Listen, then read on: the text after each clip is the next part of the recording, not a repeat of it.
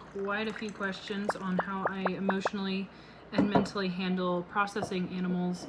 I know that the whole dispatch thing is just a huge barrier for a lot of people.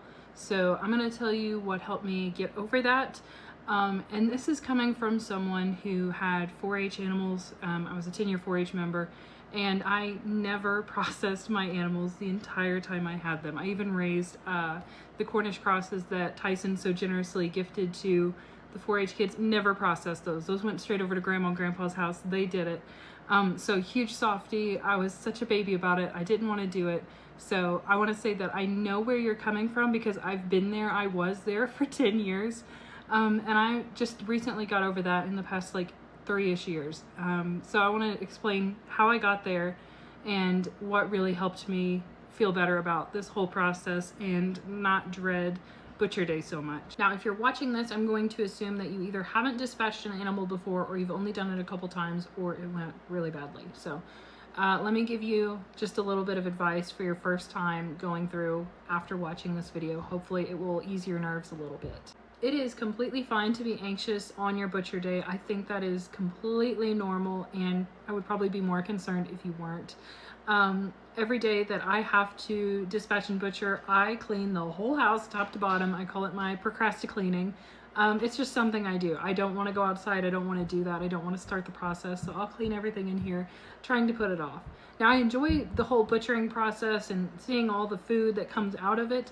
But as far as dispatch, I don't like it. So I just try to put it off as much as I can. I'm still like that, okay? So don't feel like you have to get over those nerves before it's okay for you to move on. I think you just have to do it and get it over with first, and then you'll kind of go from there and be better off, okay?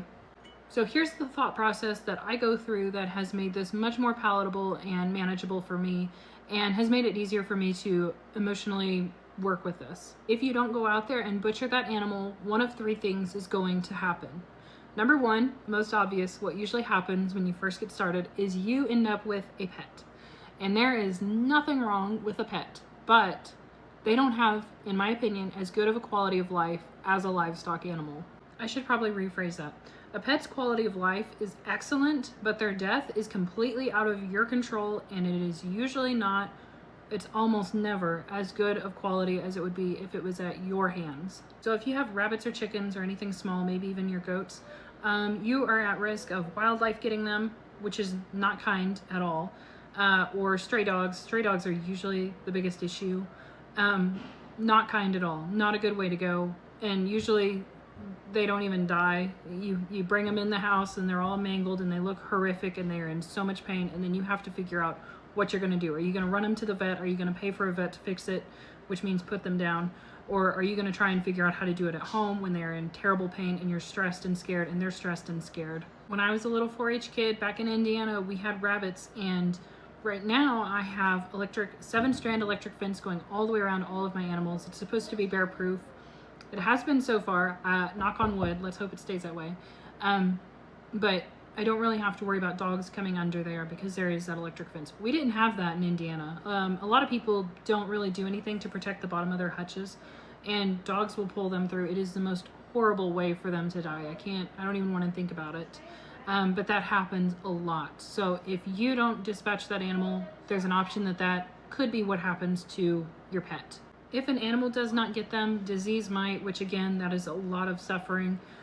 Animals don't really look forward to things. They just kind of understand what they're going through in the moment. And if they're sick or hurt or just otherwise feeling terrible, and they're feeling terrible for many days at a time before they pass or before you finally get the gumption up to put them out of their misery, that's just not a good life. That's not a good way to die. It's not a good life in itself. I don't like that. I guess there is the option of them dying of old age. May we all just go to sleep one night and not wake up the next morning. Wouldn't that be wonderful? But the chances of that happening are not great, and more than likely they are going to just have this very slow, very gradual decline in health, and it's not fun for you to watch, and it's way worse for them to experience. I don't like that, so I think dispatching is a lot more ethical. If you chicken out on dispatching them yourselves, there is the option of going to a butcher. The only issue, there's 2 main issues with this. Number 1 is just getting in, because their availability is very slim. So you might be waiting another 6 months or so before you can get the help you need to have that animal processed. Not ideal. Number two is if you are taking them to a facility that is very stressful, that animal, now like your rabbits, not so much, but like your cattle and your goats and your swine, they are not going to be used to being in a trailer. That's going to be a stressful trailer ride. They're going to be in a new place. It's usually really dark in there. It's just not a good feeling. They don't like that feeling. I'm not saying that lockers are bad, because they're not. There's a lot of fantastic people who work there who do their very best to make it a comfortable environment, but it is certainly not as comfortable and happy as your little farm, your homestead, your backyard. So if they can be at home, if there's any chance that they can be at home when you dispatch, always take that option. There are mobile butchers. If you want someone to come out and do that for you, a little more expensive usually.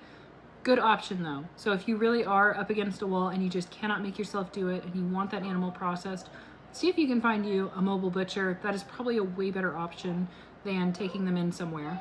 So option one was they become a pet. Option two is you call a butcher or you bring in a mobile butcher, something like that. Option three is you send them down the road and you sell them to somebody else, which seems like a viable option, but they either end up becoming a pet or they go to the butcher, and between them being a pet and them going to a butcher, you have no idea if they're going to be fed appropriately, if they're going to be watered enough, if they're going to be taken care of, if they have good shelter. If that person is, you get some yahoos in there who want to have a little bitty cow and a giant bull, you just don't know if they're going to be treated right, if they're going to have a good quality of life in that new place.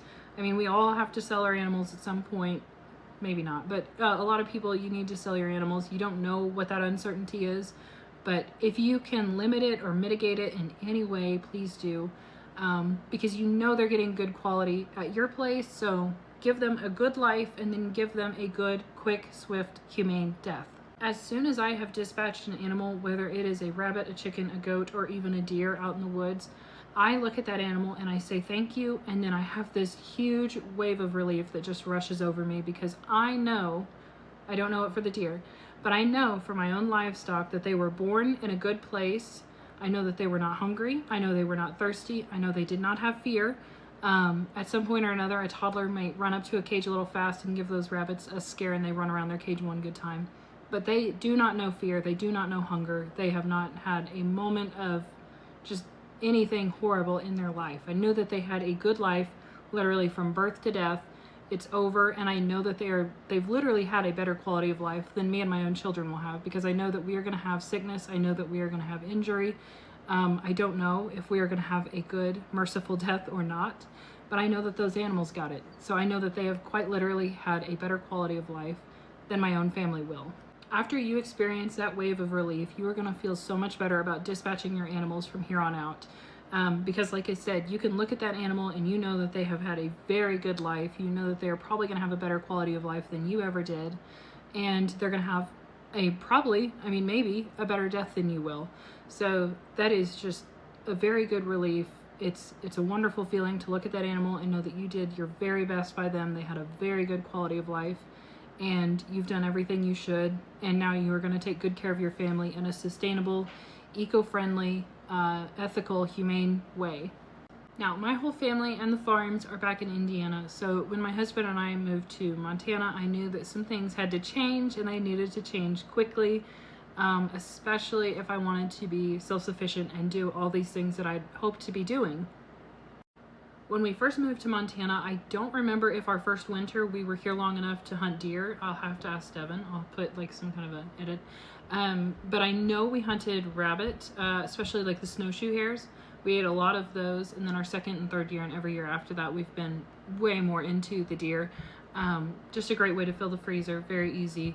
Devin likes to joke that if you starve in Montana, it's because you're stupid, because there are deer everywhere out here. You just can't get away from them. Anyway, to get back on track, I came to the conclusion after a lot of reading and researching and just in general remembering what I had done in Indiana as a 4-H kid and just as a general like little farm kid. It seemed like rabbits were the most viable solution for out here. It's not really possible for us to grow enough hay out here for cattle. That's not to say we won't get cattle and buy hay, of course, but just like if you want to source it from your own homestead, rabbits are the way to go. Rabbits are the easiest. They're very fast. and you can get about the same amount of meat off of like 3 or 4 does and a buck than you can a whole cow. And you can't just have a cow, you have to have 2 cows because they need to be near each other. They're social animals. It's a whole thing. So rabbits were the way to go, and rabbits were going to be the thing that I got really comfortable with on the butchering home front. So I picked up quite a few books. I'm going to put a screenshot up here of the books that I read. I also went through a few YouTube channels and checked that out. I'm not going to link to the ones that I found disturbing for obvious reasons. I will link to Tealstone Homestead and this guy, I don't remember his name. I'll make sure it's linked. I liked their methods, and I was like, okay, this is what I'm going to go with. This is what what I like. And then I ended up putting a few things extra of my own, like, I don't know, philosophies, or I don't know what you would call it, like my own personal values and rules that I needed to go in addition to those things that they were doing that I already thought was humane and ethical. Number 1 is just finding a method that you know is humane, it's tried and tested, preferably not by you, it's by someone else, so you can learn from their mistakes and not pass on those hard lessons to your own animals. You can just benefit from what they've already learned, what they're telling you, and move on from there. That is part of the reason why I have my videos up on how to dispatch rabbits, because I've learned things a lot through other people, but then I've also got my own things going on. I'll get into details later. And I just know that this way is really safe, it's effective, and you're not going to harm your animals in the process of learning how to dispatch them. Because that's nerve-wracking enough. I don't want you to have a traumatic experience with it. Now let's talk about some of those self-imposed rules that I came up with, just to make things a little bit more seamless and, in my opinion, more ethical and more humane. Rule number 1 is that we do not restrict feed or water from that animal prior to harvesting. Some people will recommend that you take that away like 12 hours or 24. I've even seen someone say 48 hours. I think that's horrible. Before processing. The reason why they do that is so that way the stomach is clean, like their intestines are clean, and you're less likely to make a mess. But that's all totally sealed. There's no reason for you to nick that to make a hole. So just get really good at processing, and then you don't have to worry about that. If you're harvesting wild game, they are not on a fast before they die, so there's no reason to do that to your own livestock. You know those times when you are hungry and you smell something delicious, but it's not yours, like maybe your neighbor is barbecuing something delicious down the street, and you start making that saliva, and your stomach starts making more stomach acid, and then your stomach starts hurting really bad because it's produced all of this in anticipation for the food that you are not going to eat. Well, in the instance of rabbits, they are constantly doing that whether they smell something delicious or not. They always have that stomach acid on high, so they are just constantly ready to eat. And if you're restricting food from them, they have a severe stomach ache, and that will lead to things like ulcers, which obviously when you're dispatching your animal, you don't need to worry about something long-term like ulcers. But there's no need to put them through that short-term pain when you can just feed them as usual and give them a good day. I don't even think they need to have a good life and one bad day. I think they need to have a whole good life, and preferably not even a bad moment. My second self-imposed rule is that they're going to go out while they're eating. I want them to be distracted, I want them to be happy, and I want them to feel very at ease when that moment happens. So for my goats, they're going to be out on pasture, they're going to be eating grain, there's going to be something delicious in front of them. For my rabbits, they're going to have a little pile of grain, they're going to have some veggies, or they're going to have some kind of fresh forage from the field that they're going to be eating when that moment happens. This next one just applies to the rabbits, but they are very used to me handling them. I am the person who brings them from their cages out to the field in their little rabbit tractors, so I am the bringer of treats, and I am the one who takes them on field trips, so touches and being picked up by me is never a bad thing. They're not fearful of me. So when I am moving them to finally dispatch them, they don't think anything of it, and they're not in distress because of that. I also do things really slowly. I make sure that all of my animals are settled in and actually relaxed and not just sitting there anxiously eating their food. So I will sit them down, and especially with like the rabbits and chickens, you can feel when they're tense. So I make sure that they're not tense, and that they've actually relaxed and they're settled in and they're enjoying their meal before I dispatch, and that makes me feel better. Now the goats I don't know so much because we use a 22, but you can generally see when they're relaxed. The goats usually don't care. They don't even notice you're there when there's good grass in front of them. So that makes me feel better. And if you're in a hurry, I think there's a little bit of an anxious energy going on. You don't want that around them. So just chill out, take your time. I've had people criticize me because I only take, it takes me like an hour to do 6 rabbits. And that's part of the reason. I like to let everything just be really chill. I don't want anyone to be stressed out. I don't want that to be a bad time for them. So just really slow. I think that makes a big difference for both you and them. So being experienced and confident is a big one.